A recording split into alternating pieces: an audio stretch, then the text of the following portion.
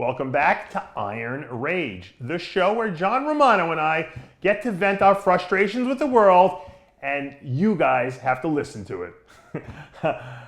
Today's topic is bodybuilders gone wrong. You know, I don't know if people out there have been following the story, but Melvin Anthony, marvelous Melvin Anthony, who you can't even recognize in that mugshot there, was one of the premier IFBB pro bodybuilders of the 90s and actually probably the early 2000s, all through the 2000s.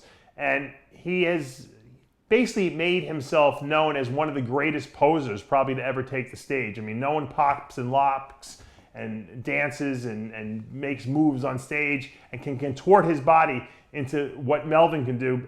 I think he's the best. I hate to say, I always thought Kai Green was the best poser. I think Melvin Anthony might be the best poser of all time. Just recently, he was arrested for, I think this was the third time, in Mississippi, relating to drug charges. Ecstasy was involved, a firearm was involved, and he was sentenced, he's not facing, he was sentenced to 10 years in prison. Now, I'm assuming it's state prison down in Mississippi. John, as you know, state prison is no ballpark, it's no walk in the park, so to speak. It's rough. It's tough. It's the real deal, and I'm sure in Mississippi it's even tougher than in states like New York or California. What do you think went wrong with Melvin?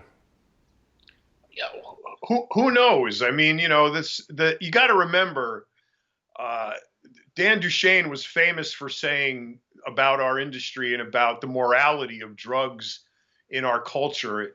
He famously said, if you do drugs, then you do drugs.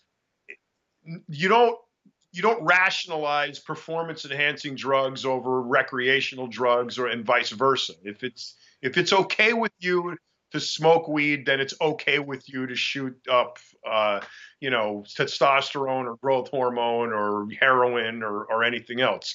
I mean, obviously some people are going to disagree with that, but the morality behind the fact that the drugs are part of the culture is what you accept when you get involved in this culture, even if you're going to proclaim that you're natural, which no one really is anyway. So the idea that, you can get involved in our industry and be immune completely from drugs is a fallacy. The other side of that is you may already be involved in drugs before you get involved in our industry. And so I don't think it's a case of anything going wrong. I think it's just a case of what exists in our industry as a facet of our culture. A facet of our culture is drugs, period, end of story.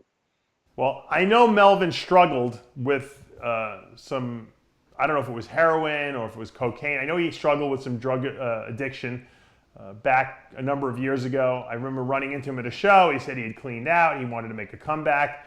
And, once you go down that path of addiction, it seems like, historically speaking at least, it repeats itself over and over and over again. The same exact pattern. You think, oh, this guy went to jail. Oh, this guy was in rehab. You think he would learn. He doesn't. But I have a friend who's going through the same thing right now. He might even be watching this, and if he is, I hope he's learning a lesson from this, because 10 years in prison is no joke. A year in prison is too much.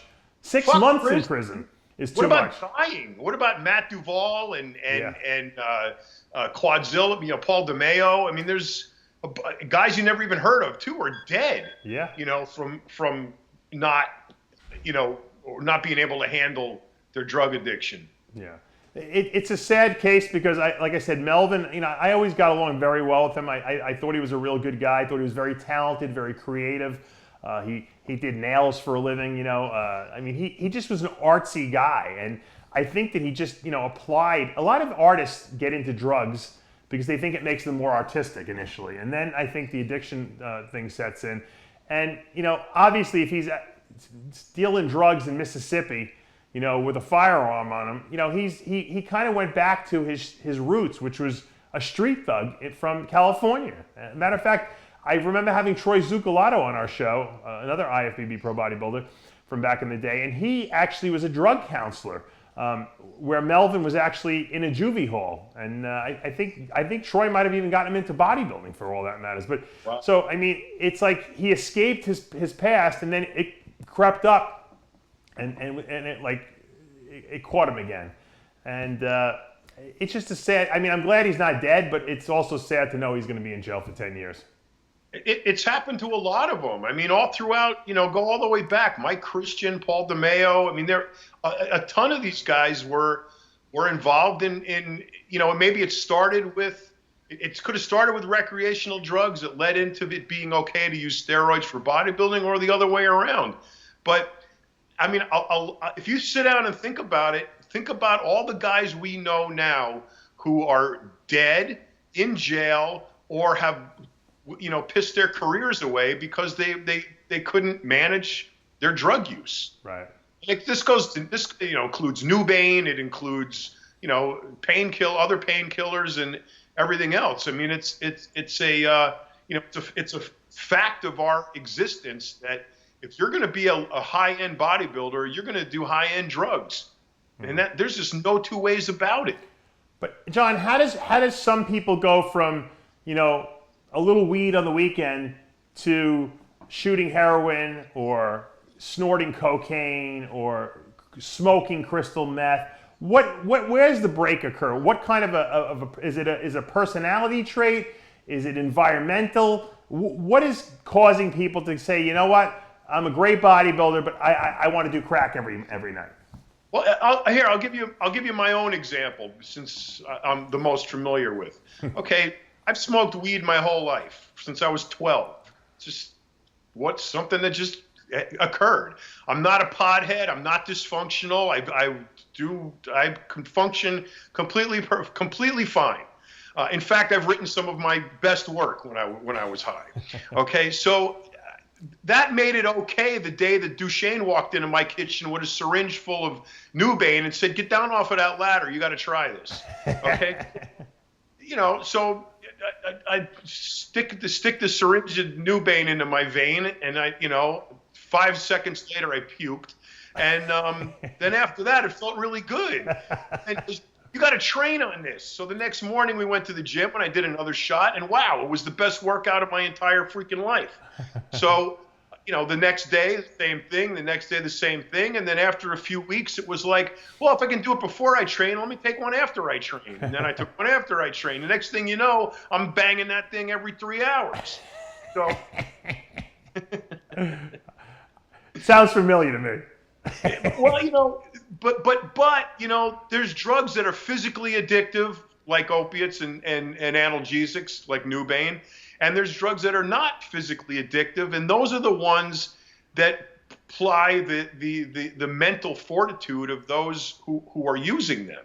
And if you're of a mindset, if you're of a strong enough mind and a non-addictive personality, you can handle this stuff. And I've done every drug under the sun. I'm not addicted to any of them, and I'm not doing anything right now. So, that's testament to the fact that my personality type is non-addictive.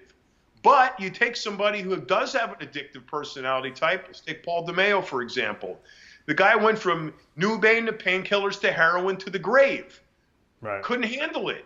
Matt Duvall, same thing, dead, painkillers. Yeah. And if you sit down and think about it, I'm sure you could make a list of, 20 guys that have been planted by now because they couldn't control it. So I don't know what actually causes them to break, but I know that if you have an addictive personality, and really, if you think about our industry, it's a hotbed of addictive personalities, eating disorders, drug disorders, body dysmorphic disorders. We have addictions and disorders all over the place in our industry. Right. So for us, it would seem anyway that there should be a hell of a lot more bodies piled up. But the fact that we don't, I think is testament to the fact that a lot of guys can manage it, but a lot of guys can't. Yeah, but John, do you think it's, with Melvin at least, do you think it's a case of, hey, I'm not competing anymore, I need money, I'm going to sell drugs, I like using drugs, and we don't know if he was using, he had drugs on him, so I'm assuming he was using something, but he was obviously, dealing them.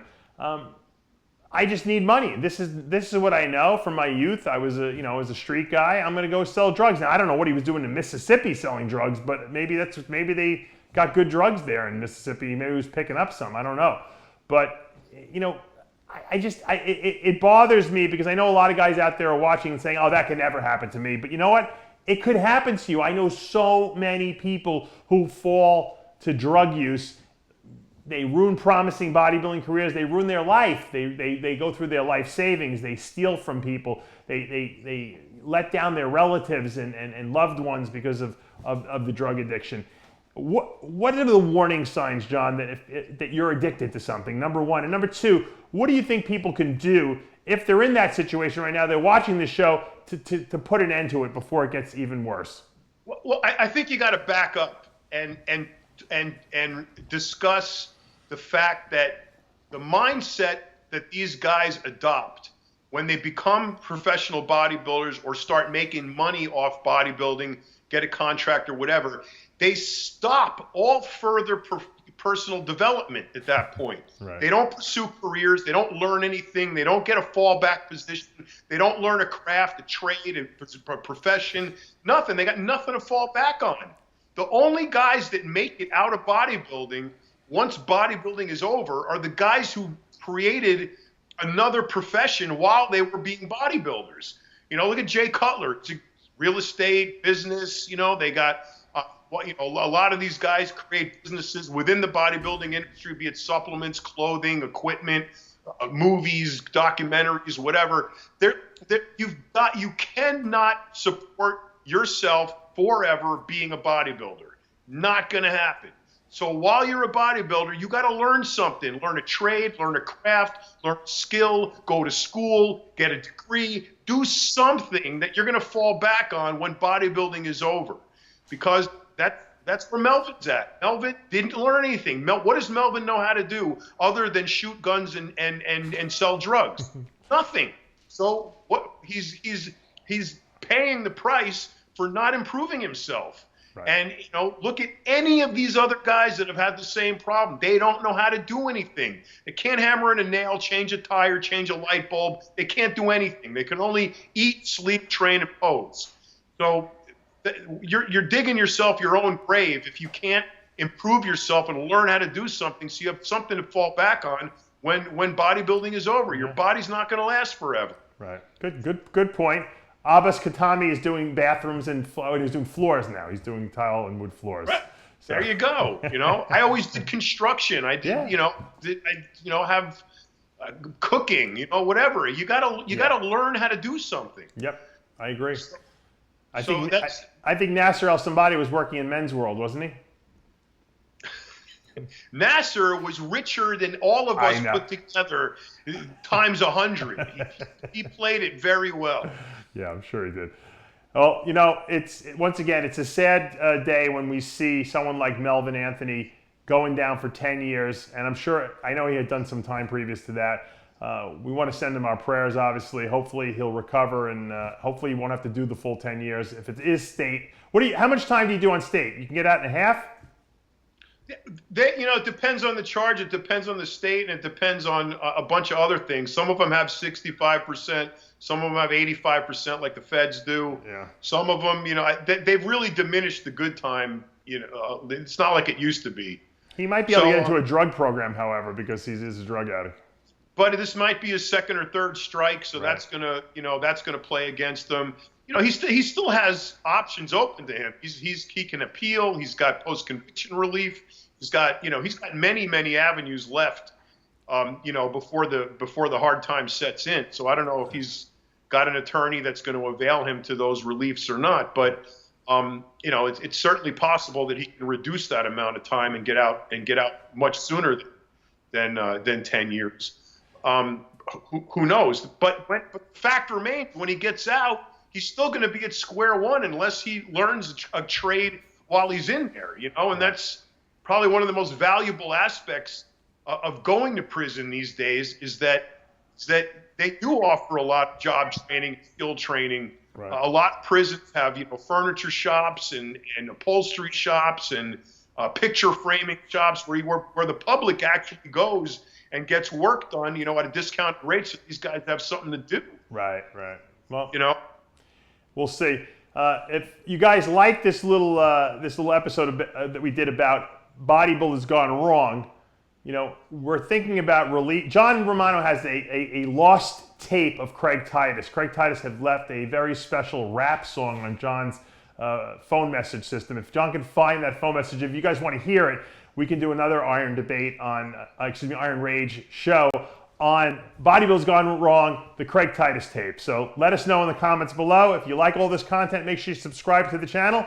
For now, I'm Dave Palumbo with John Romano for another episode of Iron Rage.